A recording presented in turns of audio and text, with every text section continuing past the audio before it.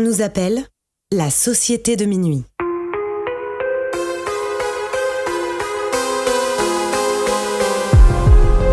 Séparément, on pourrait croire que nous sommes tous très différents les uns des autres. Nos passions, nos vies et nos histoires sont différentes. Nous ne fréquentons pas les mêmes écoles, ni les mêmes quartiers. La seule chose qui nous réunit, c'est d'avoir touché du doigt le surnaturel. Nous avons alors décidé de nous rassembler pour partager nos peurs, nos histoires bizarres et effrayantes. Les uns après les autres, nous reviendrons au cœur de nos angoissants souvenirs, aux frontières du paranormal.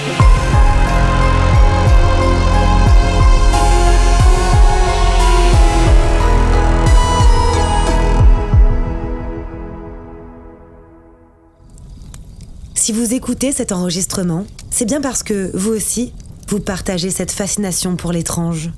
Vous êtes les bienvenus, mais attention, préparez-vous à sortir de votre zone de confort, car les histoires que vous allez entendre se sont bel et bien produites. Tiziana a grandi chez les témoins de Jéhovah. Presque toute sa famille en fait partie. Et quand elle commence à développer ses dons et communiquer avec l'invisible, un choix s'impose à elle. Car chez les témoins de Jéhovah, ses croyances sont interdites. Cette histoire s'intitule «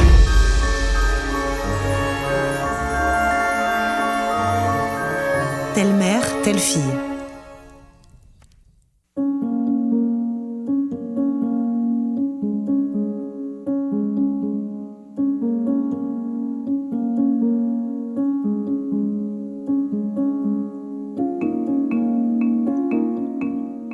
Moi, je m'appelle Tiziana, j'ai 24 ans.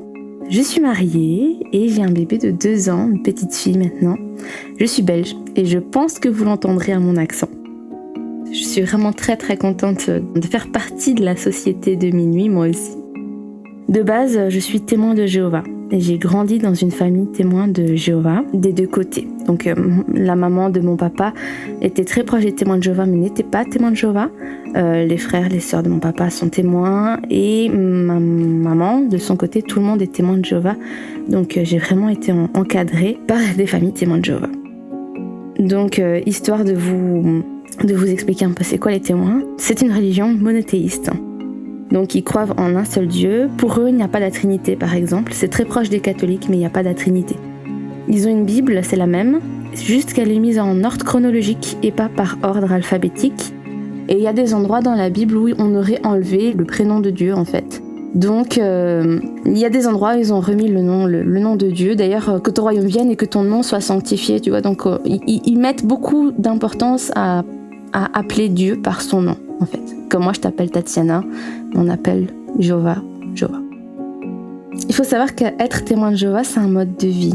C'est-à-dire que du lundi au dimanche, t'es témoin de Jéhovah, il n'y a pas de pause. Il y a 2 réunions semaine. Donc les réunions, c'est comme si tu allais à l'église en fait. Donc on va 2 fois semaine et les réunions, on les prépare à la maison. On a des petits cahiers avec justement, par exemple, la réunion de semaine, on va avoir des versets bibliques à lire et à développer des idées, etc. Donc tu vois, on est vraiment préparé et les réunions, c'est un lieu d'échange. C'est pas un lieu comme à l'église, je sais pas, on m'a dit qu'à l'église, on était souvent assis et on écoutait le prêtre. Mais nous, en fait, on participe. Il y a des moments où on écoute, mais il y a beaucoup de moments où on participe. Donc tout est préparé. On va sortir en prédication. La prédication, tu sais, les témoins de Jéhovah qui viennent le dimanche matin. Quand il y a des gens qui adhèrent à ce qu'on raconte, et ben à ce moment-là, on va retourner. Et on le prépare aussi. Tout ça, ça prend du temps, on est d'accord. En plus de ça, on a notre texte du jour. Tous les jours, on lit un texte biblique. Puis, on prépare nos réunions, mais on a aussi des études. L'étude individuelle, donc moi, je fais mon étude biblique, par exemple. Mon mari faisait son étude à lui, puis on avait une étude de couple et une étude familiale. Donc, du lundi au dimanche, on est toujours dedans. C'est travail religion, en fait. Et on essaye toujours d'être le plus parfait à ce niveau-là.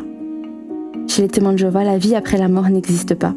Et tout ce qui pourrait s'y rapprocher, c'est du satanisme, du spiritisme, les démons qui s'amusent avec les humains, mais c'est jamais ta mamie qui vient te dire bonjour, par exemple. Avec le recul, je me dis, mais pourquoi un démon viendrait dans ta petite vie d'être humain, lui qui est si puissant ? Mais enfin, pour eux, tout ça, ça n'existe pas, c'est satanique en fait. Et du coup, ils ont très très très peur de tout ça. Mais malgré tout, il y a toutes sortes de petites histoires qui circulent. Ils sont extrêmement superstitieux. J'aime bien parce qu'à chaque fois, tu sais, il se passe des choses dans la maison, mais c'est un objet qu'on nous a offert qui est maudit, alors on veut brûler cet objet, mais cet objet ne brûle pas. Et ça, des histoires comme ça, j'en ai toujours eu. Il n'y a pas non plus de bénisseur, il n'y a pas de nettoyeur ni d'énergéticien. Parce que comme c'est des démons, qu'est-ce que l'homme face à un démon ne sait pas le faire partir. Une congrégation de témoins de Jéhovah, c'est plus ou moins 80 personnes.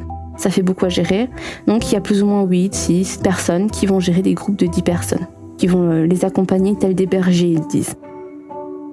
De si loin que je me souvienne, j'ai toujours eu beaucoup d'intuition. Je faisais des rêves prémonitoires que j'en parlais à mon papa. Je parlais de ça à mon papa et à ma sœur, beaucoup. Mais bon, c'est mon imagination. Tu sais, apparemment, il y a des preuves scientifiques que c'est pas vrai. Donc, tu sais, en tant qu'enfant, au final, tu ne m'écoutes plus. Même si je voyais des ombres quand même la nuit, même si je ressentais des présences le jour, je me disais, c'est mon imagination. J'étais la petite fille qui adorait croire aux fées et aux Winx. Donc, je me disais, c'est mon imagination. Et à cette époque-là, ma grand-mère, une femme formidable, elle est très très malheureuse. Mon papa est quelqu'un d'adorable, un vrai nounours mais très sanguin, et ma maman est hypersensible et a tendance à beaucoup pleurer. Donc tout ça fait que moi je ressens très très fort tout ça. Financièrement, mes parents ils avaient du mal. Donc je sais que déjà vers 3 ans, je faisais des crises d'angoisse. Et vers plus ou moins 10 ans, j'ai arraché tous mes cheveux de ma tête. Parce que tout ça était là, parce que je voyais des choses que je ne comprenais pas et du coup je pensais ne pas être normale, parce que j'avais pas d'amis à l'école, parce que j'étais témoin de Jéhovah, donc j'avais pas d'amis à l'école. Tu sais, quand on est témoin de Jéhovah, on fait pas les anniversaires. Automatiquement, j'expliquais pourquoi je faisais pas les anniversaires, pourquoi je fêtais pas Noël. J'étais différente. Mais chez les témoins de Jéhovah, j'étais différente aussi, de par mes rêves, de par ma façon d'être en fait. Donc j'avais pas d'amis chez les témoins de Jéhovah non plus. Je me sentais vraiment seule. Donc malgré que je me rends pas compte de tout ça, je sais que ce qui se passe dans mes rêves, ça arrive, toujours. Et à l'école, malgré que j'étais harcelée, les camarades qui me tapaient dessus pourtant, venaient me demander des conseils parce que parfois, je leur disais pas tout de suite, mais j'avais rêvé d'eux. Je savais qu'il y avait telle ou telle chose qui allait leur arriver, ou je voyais très clair dans une situation.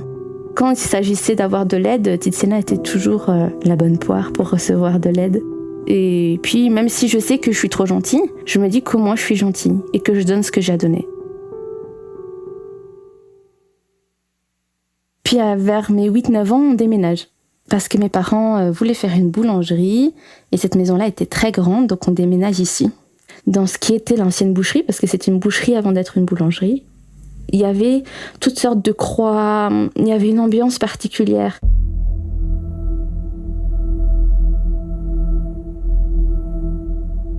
Je vois des ombres, j'entends des rires, j'entends des pleurs. Il y a toujours du monde dans cette maison. Là, jusque-là, je me dis, c'est mon imagination. Et vers mes 13 ans, là, je commence à me rendre compte qu'en fait, oui, il se passe vraiment des choses. Parce que quand je monte les escaliers, j'entends qu'on me suit dans les escaliers. Surtout quand je suis toute seule. Donc genre, je monte et j'entends les craquements de l'escalier derrière moi.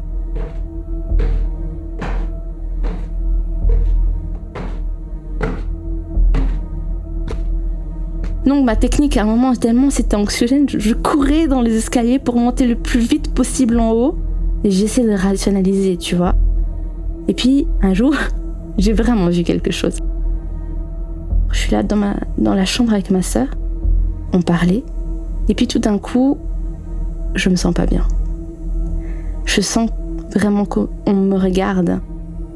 Ma sœur était sur le mur près de la porte, en face à la fenêtre et moi mon lit il était du côté droit. Sur le mur là, je me tourne la tête et là je vois 2 grands yeux dans le noir.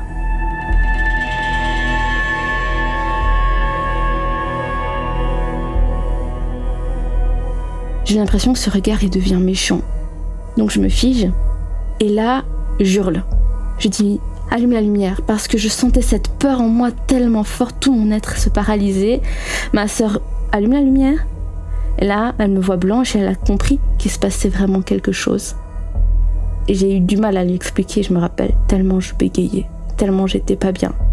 Et comme avec les histoires qu'on entendait chez les témoins de Jéhovah, qui avaient toujours un objet, on a cherché, on a mené l'enquête. Et je me rends compte qu'une petite fille m'avait offert un petit porte-clés avec un nounours en forme de canard. Et cette jeune fille, elle faisait du théâtre, mais je l'avais dans plusieurs cours avec moi, dont le solfège. Pour une fois qu'on m'offre quelque chose, en vérité, parce que j'avais pas d'amis du coup. Mais j'ai brûlé ce porte-clés. J'avais tellement peur, ma sœur l'a mis dans notre poêle au feu de bois, dans une boîte à mouchoirs parce qu'on n'osait pas dire l'histoire à mes parents. Et en fait, c'était le seul lien qu'il y avait possible avec des démons. Je comprenais pas pourquoi il y avait un démon qui me suivait dans ma maison. Pourquoi moi, j'avais rien fait, je regardais pas de films d'horreur, j'étais la parfaite petite chrétienne. Et encore, cette idée va me poursuivre longtemps parce que je faisais tout pour tout bien faire, tu vois. Je comprenais pas où était le lien. Et comme chez les témoins de Jéhovah, il y avait toujours cette idée de lien, j'ai cherché où. Qu'est-ce qui m'a amené ces démons à la maison ? Donc on a brûlé cette peluche. Et d'ailleurs, on était tellement superstitieux que maman me disait toujours n'acceptez pas les dessins de vos copains, n'acceptez pas. Ouais, on avait cet apprentissage-là, tu vois. Mais bon, malgré tout, je me dis pour une fois que j'ai une copine, j'avais accepté ce canard. Je pense que la porte, elle s'est fermée après ça. J'étais tellement sûre que c'était ça que j'ai plus rien eu pendant un certain temps. Jusqu'à ce que j'ai plus ou moins 17 ans.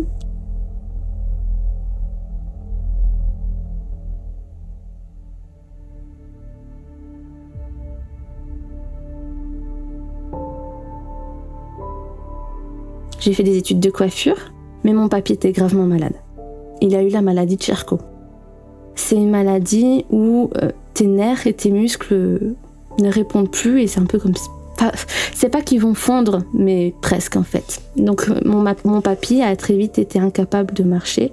Mon papy a été très vite incapable de parler, de manger. Il faut savoir que là aussi, j'ai su que j'avais fait un rêve prémonitoire que mon papy allait être pas bien. Et j'avais senti à l'odeur de la maison que mon papy était gravement malade. Donc je le savais. Mais malgré tout, quand on t'annonce que voilà, papy a fait des examens et que papy est gravement malade, ça fait un choc.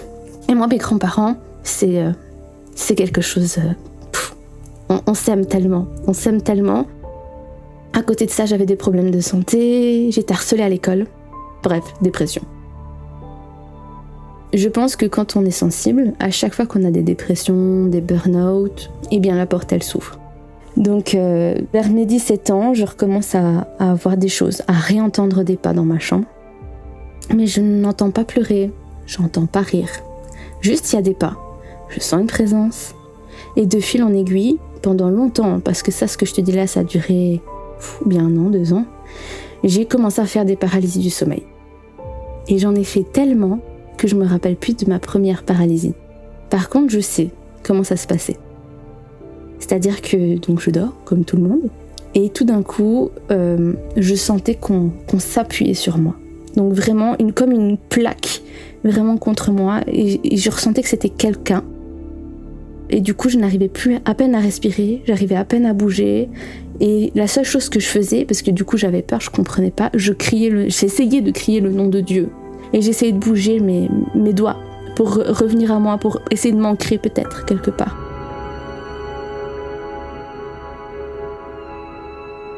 Et quand c'était pas ça, je faisais des rêves en fait, où je rentrais dans des pièces et je rencontrais une silhouette noire qui fonçait sur moi. Et j'avais cette sensation de peur que j'ai déjà décrite, tu sais, brûlure, picotement, pas bien, et j'étais paralysée, et je me réveillais. Et en fait, à un moment, ça, c'était devenu tellement fort que je faisais des convulsions dans mes rêves. Il y a eu une fois, je me rappelle, j'avais fait un rêve comme ça où je rentrais dans les pièces qui étaient ici, dans lesquelles je vis aujourd'hui, en fait, qu'ils étaient en travaux, qu'ils étaient un peu à l'abandon, et que cette âme me sautait dessus. Et ce matin-là, je me suis réveillée tellement endolorie que juste le fait, tu sais, quand tu es à l'école, tu recules ta chaise, tu lèves ta jambe, pour passer au-dessus de ton sac un peu, tu vois. Juste ça, c'était la douleur, quoi. Je bougeais ma jambe, j'avais les larmes. Parce que ça a duré tellement longtemps, des situations ainsi. Et quand ça m'arrivait à ce point-là, j'ai dit à mes parents, je vais dormir chez ma grand-mère. C'est à plus ou moins une demi-heure de voiture. Et ma grand-mère, elle a eu la gentillesse de m'amener à l'école tous les jours. Et là, j'ai pu dormir. Donc c'était pas moi le problème, il y avait bien quelque chose dans ma maison. Mais mes parents ne me croyaient pas. À part faire des prières, ça a duré 2 ans de prières. Je me rappelle, à partir du moment où j'ai commencé à avoir des pas dans ma chambre, c'est rien passé, quoi. Et là, un jour, ma sœur, elle m'appelle vers juin, comme ça, fin de l'année scolaire. Elle était en examen. Et ma sœur, quand elle étudie, tu sais, elle était dans la chambre d'à côté et elle étalait ses feuilles tout partout dans sa chambre. Donc impossible de se lever en pleine nuit parce que franchement, je se serais tollée, quoi. Il y avait des fards de chemise, des fards, des plastiques, tout. Et elle me téléphone, elle me dit « Écoute, papa et maman, ils te croient. » Je dis « Comment ça, papa et maman me croient ?» Elle dit « Oui, ce dimanche matin, ils ont entendu des bruits de pas dans ta chambre. Et ils ont entendu les armoires s'ouvrir et se fermer. Elle dit « On avait l'impression qu'ils te cherchaient. » Aujourd'hui, on va en reparler à mes parents, ils vont pas me croire. Ils vont me dire que non. Pourtant, à ce moment-là, ils m'ont cru. Et à part des prières, en fait, rien n'a jamais changé à la situation. Il a fallu du temps, en fait. Vraiment du temps pour que j'arrive comme à fermer la porte moi-même, à prendre de la distance par rapport à tout ça. On est parti 1 mois en Italie. Et quand on est revenu, je n'ai plus dormi dans ma chambre. Mais j'ai continué à faire des paralysies, quand même, du sommeil, de ce moment-là jusqu'à mon mariage.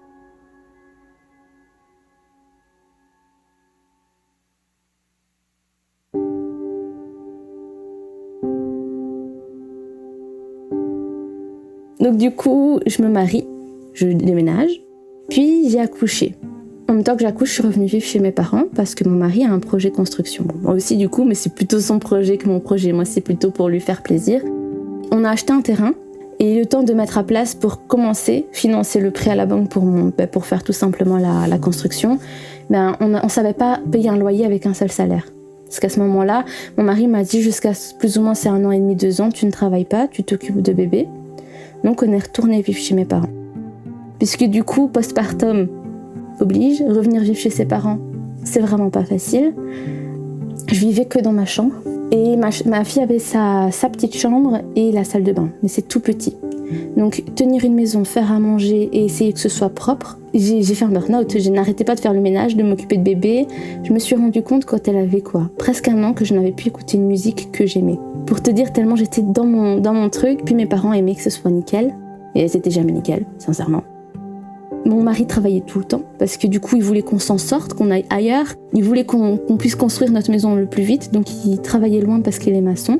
Donc il se levait à 5h30 du matin pour être à l'heure au chantier. Et puis il faisait des heures sup chez des clients à lui. Et du coup, il revenait, il était minuit, parfois 1h. Et si j'avais de la chance, il revenait à 23h. Donc je vivais dans une petite pièce avec un bébé qui ne voyait jamais son père. Quand son papa était là, elle ne voulait juste pas être avec son père parce qu'elle ne le connaissait pas. Enfin bref, j'étais pas bien. Et du coup, là, j'ai recommencé à me réouvrir quelque part. Au début, c'était que énergétique. C'est-à-dire que je ressentais beaucoup de vibrations, des énergies en général. Je faisais des rêves assez explicites et prémonitoires. Je comprenais pas pourquoi j'étais comme ça et que chez les témoins de Jéhovah, c'est interdit. J'avais rien demandé à personne. Et en fait, je me suis rendu compte que ma fille était comme moi. Arrivé un soir, mon mari travaillait. Ma fille allait se coucher très tôt et elle a fait très tôt ses nuits. Donc elle dormait déjà vers 17h30, 18h. Et moi, j'étais en train de lisser mes cheveux. Et là, vous voyez les babyphones, quand on parle, il y a le son et la lumière monte comme ça en accordéon avec le son. Plus c'est fort et plus il y a de lumière. Et là, j'entends qu'on ouvre la porte de la chambre de mon bébé. Donc ça s'allume au babyphone. Et j'entends une voix masculine, sans forcément comprendre ce qui se dit. Et ma fille s'est réveillée et répondait. Et ça faisait vraiment une interaction. Donc moi, je me dis toute contente, chouette, mon mari, il est revenu. J'ouvre la porte de la chambre de ma fille et il n'y avait personne. Et je me suis dit, ok, ma fille voit des trucs. Si je veux aider ma fille, en fait, il va falloir que je me comprenne moi-même pour pouvoir plus tard aider ma fille. Et me dire que peut-être il y a bien quelque chose. Parce que moi, j'aurais peut-être ouvert une porte, désobéi, peut-être je suis pas une si bonne chrétienne que ça, mais ma fille, c'est pas possible. Et tu sais, il y a ce verset biblique, donc je vais le citer, attends, je le prends. Ça va être important pour ma façon de pratiquer et d'être par la suite. On ne devra trouver chez toi personne qui fasse brûler son fils ou sa fille, qui exerce la divination, qui pratique la magie, qui cherche les présages, qui pratique la sorcellerie, qui jette des sorts aux autres ou qui consulte un médium. Celui qui fait ces choses est détestable pour Jéhovah. Un autre qui dit brièvement qu'en Lévitique, que les hommes et les femmes qui sont médiums ou diseurs de bonne aventure doivent absolument être mis à mort, et on les lapidera, car ils seront responsables de leur mort. C'est clair, donc moi je me suis dit, moi j'appellerai personne et je ne lirai jamais l'avenir aux gens. Par contre, moi dans ma dépression et dans cette idée de me comprendre, je m'achète mon premier oracle. Donc c'est le petit oracle intuitif d'Amanda Wild, pour les curieux. J'achète cet oracle en pleurant.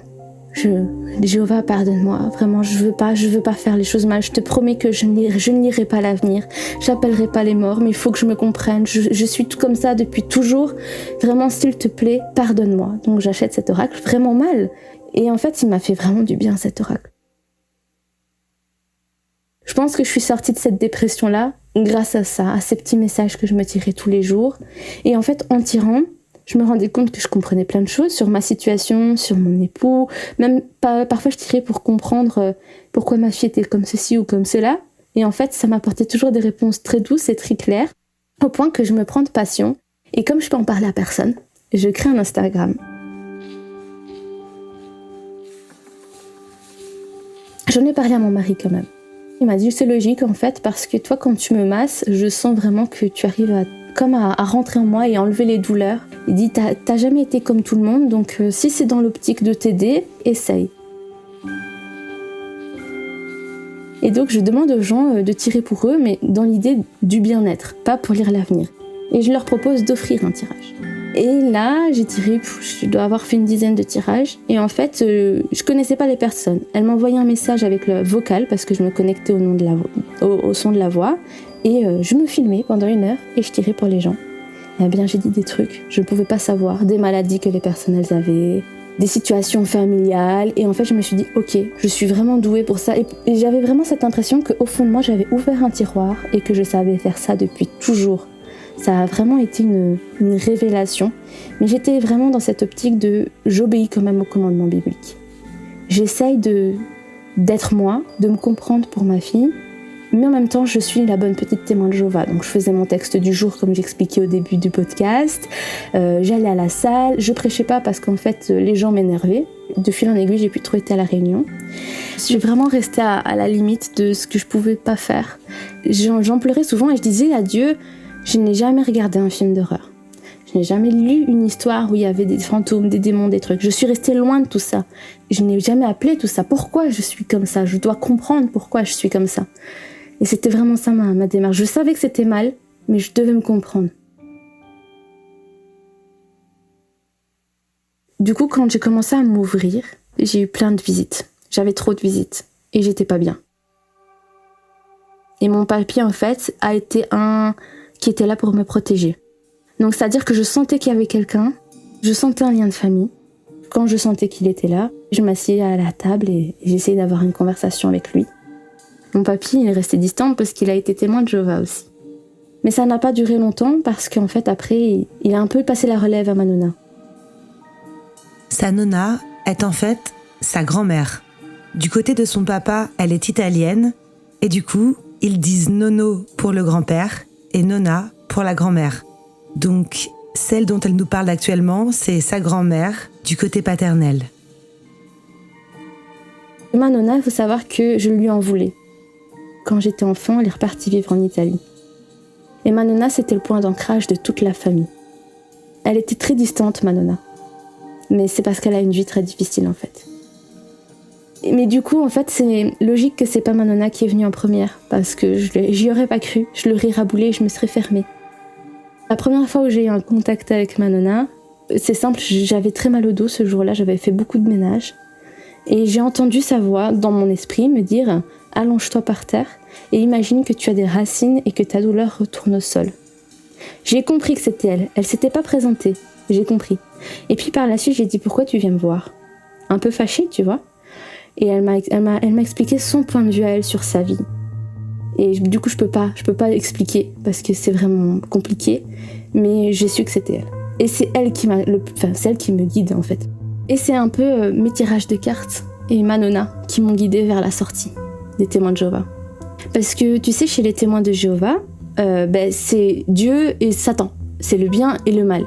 Et dans la salle du royaume, grâce à l'Esprit Saint de Dieu, un démon ne peut pas rentrer dans la salle du royaume.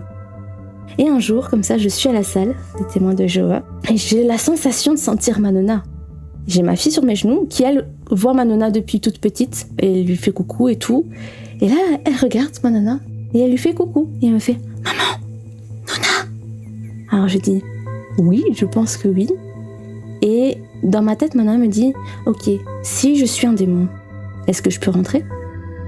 Si vraiment Dieu, c'est Dieu. » Je lui dis « Non, Je sens ma nana se lever. Moi, j'étais mise tout au fond pour pas déranger, comme j'avais un bébé. Et elle va tout devant là où il y avait mon papa. Et tout le long qu'elle marche pour aller voir mon papa, ma petite fille a suivi ma nana du regard. Et donc, elle revient, et elle me dit « il n'a pas changé ». Puis elle me fait comme ça « bon, je m'en vais parce que je n'aime pas être ici ». Et elle est partie. Et elle lui a fait signe. Donc je me suis dit, ce que je viens de vivre, c'est vraiment passé. Ma fille a regardé, parce qu'avant je me serais dit que c'était mon imagination. Et donc de tirage en tirage, et grâce à ma nana, un peu, ma vision de la vie, elle a changé. J'ai rien dit à mes parents, juste j'allais plus à la salle des témoins de Jéhovah, j'allais plus à la réunion, et je m'abstenais, quoi. Je ne lisais même plus, je dois t'avouer, la Bible. Parce que, en fait, j'avais eu tellement de preuves que c'était pas vrai que je voyais pas l'intérêt. Par contre, je savais que si un jour je décidais de ne plus être témoin de Jéhovah, il y aurait des conséquences. Mais n'étant pas une menteuse, j'ai dit à mes parents que je n'y croyais plus. J'ai pas eu la force de leur dire que je tirais les cartes. Parce que pour eux, c'est tellement le mal incarné que je voulais pas leur faire de mal, en fait. Je leur ai juste dit, écoutez, c'est plus mes convictions. Mais ils m'ont pas laissé expliquer mes convictions. Ils m'ont pas laissé parler, ils ont été très en colère et ils m'ont dit, ou tu reprends une étude biblique et tu te fais encadrer, ou tu remets ta lettre et tu n'es plus témoin de Jéhovah. Quand on n'est plus témoin de Jéhovah, il y a 2 cas de figure pour ne plus l'être. Ou alors tu as un conseil disciplinaire, donc par exemple tu as enfreint une règle importante comme l'adultère, et tu ne te repens pas, donc tu es excommunié. Tu ne fais plus partie de la communauté des témoins de Jéhovah. C'est ça que ça veut dire. Ou tu remets une lettre comme quoi que tu ne veux plus être témoin de Jéhovah. Donc comme moi, je ne me sentais pas d'avoir plus de pression là-dessus que ce que j'en avais déjà, j'ai décidé de remettre ma lettre. Parce que je ne voulais plus faire semblant d'être quelqu'un d'autre et je ne voulais pas mentir. Ce qui se passait autour de moi, ça se passait vraiment. J'étais fascinée de pouvoir aider les gens avec mes cartes et je voulais pas m'arrêter. Parce que vraiment, j'ai fait beaucoup de bien et j'espère en faire encore longtemps. Donc j'ai remis ma lettre. Et à partir du moment où j'ai pu être témoin de Jéhovah, du coup, j'ai plus de contact avec mon père, j'ai plus de contact avec ma mère, j'ai plus de contact avec ma sœur, mes sœurs, plus de contact avec ma mamie, et ni avec mon tonton qui lui m'a carrément bloqué de partout. C'est dur parce que vraiment, je les aime. Donc c'est difficile, franchement c'est le plus dur. Il y a une chose qui est importante que je précise, je n'ai pas quitté cette religion uniquement pour ça. Il faut savoir qu'il y avait un grand mélange de plein de choses, d'un ras-le-bol de plein de choses qui me déplaisaient très fortement dans cette religion, dans la mentalité de cette religion, parce que c'est une très belle religion, mais c'est une religion, je pense, à dérive sectaire, c'est-à-dire que les gens, des fois, vont trop loin. Et il y a, en gros, pour juste donner 2-3 exemples, cette idée, c'est comme un tout petit village, et tout le monde sait tout sur tout le monde, et tout le monde a son avis sur tout le monde, et tout le monde le fait parce ils aiment tellement l'autre, qu'ils veulent que l'autre aille au paradis, qu'il y a tellement de choses qui se passent tout autour, une lourdeur en fait. Et ça, c'est un exemple parmi tout ce qui m'a poussée à partir. Donc c'est pas ça uniquement qui m'a fait quitter cette religion, c'est un ensemble de choses. Ça, c'était vraiment important que je le dise. Comme j'ai fermé cette porte des témoins de Jéhovah que je ne pense ne pas réouvrir sincèrement, j'ai l'impression que c'est encore plus fort d'avoir accepté ce que je suis. C'est-à-dire que je peux me balader dans la rue et en apercevoir 5 des âmes. J'ai des journées comme ça où c'est tout le temps. Et du coup, j'ai l'impression que j'avais besoin de savoir que c'était vrai. Comme on a décidé de déménager, que je parle plus à mes parents, que c'était compliqué, on va aménager une caravane résidentielle sur notre terrain constructible en attendant de bâtir. Donc on la rénove un peu, on a refait les fauteuils. Et le cousin de mon papa, qui n'est pas témoin de Jéhovah, qui fait de la couture, a gentiment demandé de recoudre ses fauteuils. Donc on va au magasin de tissus. Et là, en passant, je ressens bien qu'il y a une petite âme cachée derrière les présentoirs à roulettes avec tous les tissus différents. Je ressens bien qu'il y a quelque chose, mais c'est pas le moment, donc je m'attarde pas, je ferme la porte entre guillemets. Mais ma fille, non. Elle dit à mon cousin, à quelqu'un. Donc, je sais qu'il y a vraiment quelqu'un, mais ça l'intrigue quand même vraiment beaucoup à ma fille. Donc, qu'est-ce qu'elle fait ? De ses petites mains et de sa force, elle pousse le présentoir à roulettes et elle se retrouve derrière. J'avais pas vu. Je cherche après ma fille, derrière, et elle parle à cette petite fille, c'était une petite fille. Elle me fait « Ah, quelqu'un !» J'ai dit « Oui, ma chérie, il y a quelqu'un. » Mais on est au magasin et je t'ai expliqué que devant les gens, tu ne dis rien pour pas te faire paraître bizarre. Mais il y a quelqu'un. Alors elle regarde la petite fille, elle lui fait « Viens !» Je dis « Ah non, je veux pas avoir à la maison, tu vas pas me faire le coup, d'amener tout le monde à la maison, elle vient pas. » Mais si, elle est venue. C'était cocasse, parce qu'au départ, je me dis, bon, peut-être qu'elle n'est pas vraiment venue. Mais en fait, Abigail, ma fille, a commencé à lui dire bonjour tous les matins, à lui dire au revoir toutes les nuits, à jouer, elle a présenté ses poupées à cette petite fille, elle a présenté son papa, donc devant son père, elle fait « Et mon papa ?» Tu sais, vraiment comme si elle parle à quelqu'un. Et mon mari, il s'est dit « Ah oui, d'accord, en fait, elle parle vraiment à quelqu'un. » On entendait du bruit dans sa chambre avec le babyphone, hein. Et des fois même, elle se disputait avec. Tu sais, comme les enfants, non, c'est tout, non. Tu sais, vraiment une relation fusionnelle, mais je sentais qu'il y avait deux âmes avec la fille. Donc elle était venue avec sa famille.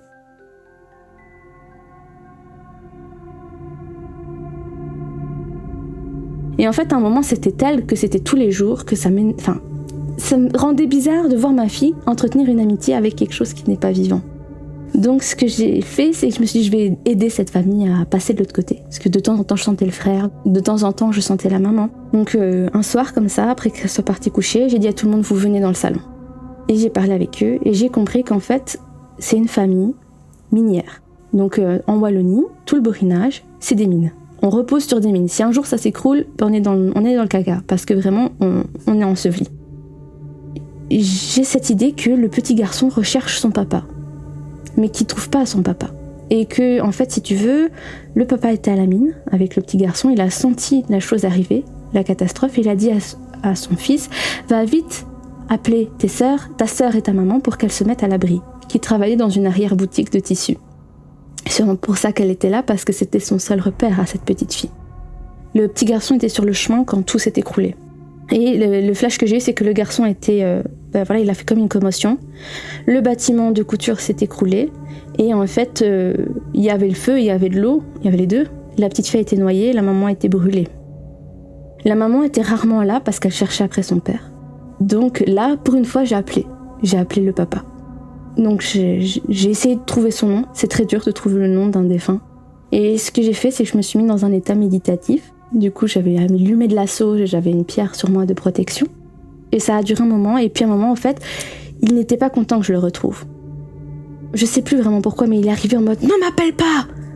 Tu sais, et du coup, j'ai pris peur. Mais quand il a vu les membres de sa famille, peut-être que lui était resté dans sa mort. Je pense que c'était ça. Il y a eu un moment de joie. La mère qui, de base, ne m'aimait pas, elle laissait ses enfants là parce que comme ça, elle savait qu'ils étaient là. Mais elle cherchait après son mari. Et elle m'a dit merci, ils sont passés. Et quand j'ai vu cette joie dans la famille de se retrouver, j'ai encore des frissons. Tu vois, c'est un trésor d'être comme ça, en fait. Le lendemain, ma fille, elle n'a plus vu cette petite fille. Mais j'ai fait des recherches. Et en effet, tout autour de Wammuel, il y a eu un effondrement de terrain minier. Donc là, je me suis dit, ok, j'ai quand même pas mal de preuves que c'était vrai. Et puis ensuite, j'étais chez Donato, le cousin que j'ai évoqué tout à l'heure, qui nous aide, qui est très gentil, qui n'est pas témoin, et chez sa femme. Et la maman de son épouse était là. Et donc, on commence à parler de la vie de ma mère à propos de tout ça. Oui, mais ma fille parle aux démons. Ma fille, elle fait honte à la famille parce qu'elle renie un peu nos croyances, en bref, tout ça. Et je lui explique que voilà, moi, je n'appelle personne, mais que quand ils se présentent à moi qu'ils ont besoin d'aide, je ne peux pas faire autrement que de les écouter et de leur venir en aide. Donc chacun commence à raconter un peu ses histoires. Et là, la maman dit, moi, ça fait plus ou moins 10 ans que je fais des paralysies du sommeil. Elle dit ça, j'attrape froid. Mais froid, j'ai jamais eu froid comme ça. Je savais à peine parler comme il faut. Je tremblais. Anza, elle voit que j'ai froid, elle m'apporte une couverture. Mais là, je ressens une femme. Je visualise des cheveux longs blonds et des yeux clairs comme bleu-gris comme ça. Mais c'est des Siciliens. Donc face à moi, j'ai une famille avec des yeux foncés, des cheveux foncés. Si la maman a un peu les yeux clairs quand même, mais j'aurais pas deviné comme ça, tu vois. Et je me dis, écoute, je vais quand même essayer de lui dire. Donc je prends mon courage à deux mains et je dis, écoute, je sens quelqu'un. Elle se pétrifie, elle me dit, elle a froid cette personne. Tu vois que je grelotte, tu touches comme j'ai froid, donc elle prend ma main, elle me dit, oui, tu as froid. Elle parle en sicilien à sa femme, je comprends pas tout de suite ça. Je dis, c'est une femme avec des cheveux blonds et des yeux très clairs. Boum. Elle me dit, il y a 10 ans, ma sœur est morte. Elle me dit, tu me décris ma sœur. Donc là, elle me croit, elle. Surtout que j'ai dit qu'elle avait très très froid. Elle parlait en sicilien, cette dame-là. Moi, je parle pas sicilien. Donc, elle m'envoie des flashs. Elle m'envoie ces flashs que elle, pour avoir une dispute avec elle, c'était la galère. C'était une femme vraiment gentille qui aimait que toute la famille s'entende bien. Donc je dis, elle me dit, oui, c'est vraiment ma sœur. Je dis, mais actuellement, ta sœur, apparemment, elle n'est pas en paix parce qu'il y a un conflit très violent dans la famille, au point de s'être souhaité la mort. Elle me dit, oui, il y a un conflit entre mes frères et sœurs. Donc je me dis, ok. Donc là, je suis en train de dire des choses qui sont quand même vraies. Donc je lui explique qu'elle voudrait qu'elle fasse la paix. Du moins qu'ils s'accordent leur pardon même s'ils ne sont plus tous vivants. Et là, elle passera de l'autre côté. Quand après elle est partie, la maman d'Enza, eh bien, j'ai commencé à avoir de moins en moins froid et à aller mieux. Et là, Enza, elle me dit, en fait, ma mère m'a dit que pendant cette paralysie du sommeil, elle sentait quelqu'un près de son lit et qu'elle grelottait de froid à chaque fois. Alors là, je me suis dit, ok, Tiziana, il y a vraiment quelque chose pour toi de ce côté-là. Tu dis vraiment la vérité.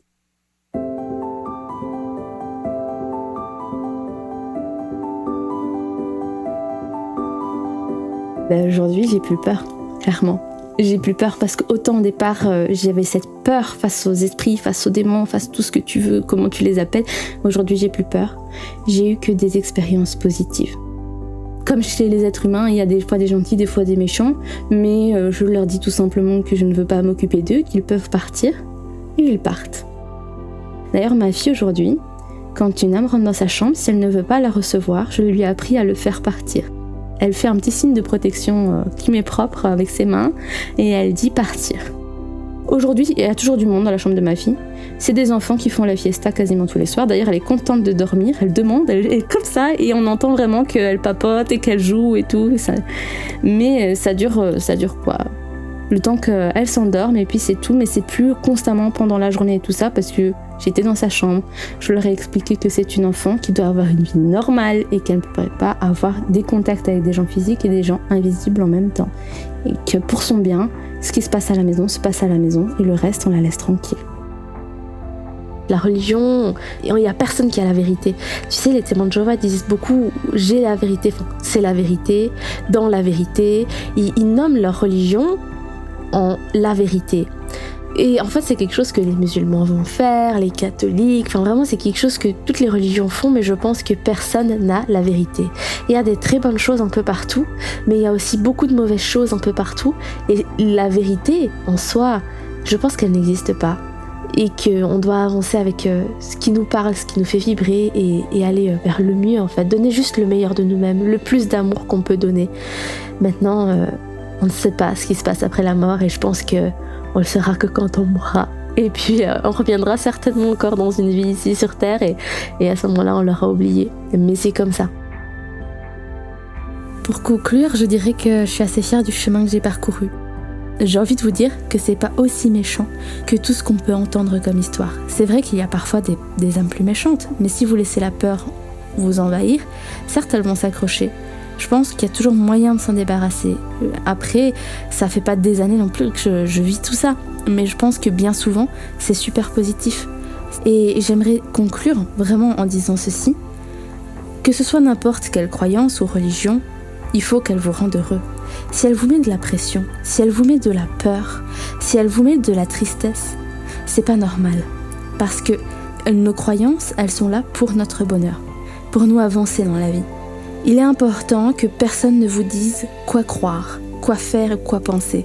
C'est seulement vous qui décidez ce que vous avez envie de croire, pourquoi vous le croyez, pourquoi ça fait sens pour vous. Il n'y a personne qui a le droit de vous dire ce qui est vrai, ce qui est faux. C'est à vous de le décider. Ce libre arbitre dans la religion est super important. Il faut que vous arriviez à faire le tri de ce qui vous appartient ou pas. Vraiment, j'ai envie, à travers ce témoignage, vous livrer ceci. Soyez heureux. Une croyance, elle est là pour vous faire avancer et pour vous rendre heureux. Voilà, je vous souhaite le meilleur.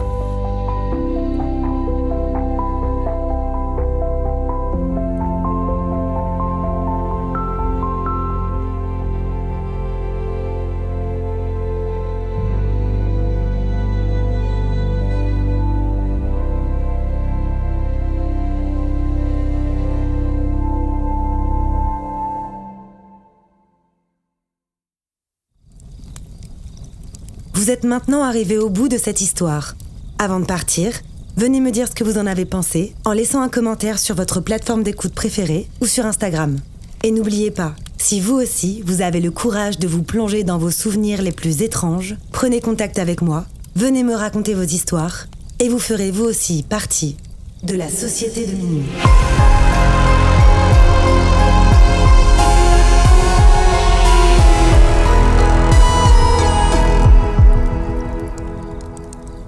Ce podcast a été imaginé, réalisé et monté par votre hôte, Tatiana Benamou, mixé par Dimitri Benamou, et la musique du générique a été composée par Jérémy Marlon.